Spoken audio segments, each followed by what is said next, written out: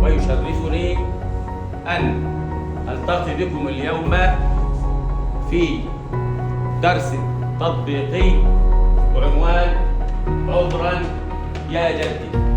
هذا الدرس ليس فقط كلمات تقرأ، بل هو غرس بقيمة أخلاقية عظيمة حثنا عليها ديننا الحنيف. عذرا يا جدي في حصة القراءة صحب المعلم التلاميذ إلى مكتبة المدرسة. هل تشكو من شيء يا بني؟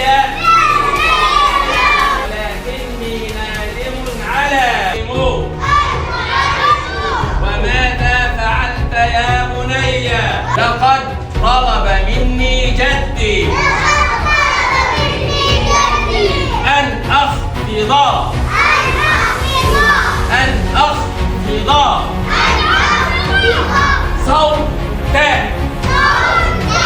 صوت التلفاز، فلم أفعل. تفضل. بارك الله فيك، أحسنت. تفضل. في حصة القراءة صاحب المعلم التلاميذ. يا براء. في حصة القراءة صاحب المعلم التلاميذ إلى مكتبة المدرسة للقراءة والاطلاع، والمعلم فواز يجلس حزينا. هل تشكو من شيء يا بني؟ لا، ولكني نادم على ما فعلته أمس. وماذا فعلت يا بني؟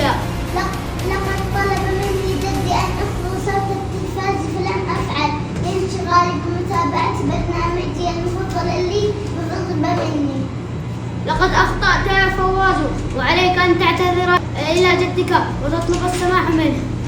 ليس جدي يسامحني. إن الجد عطوف حنون وسيسامحك إن شاء الله، ولكن إنك سيطاع جدك يا بني. هل قبلت اعتذار فواز أيها الجد؟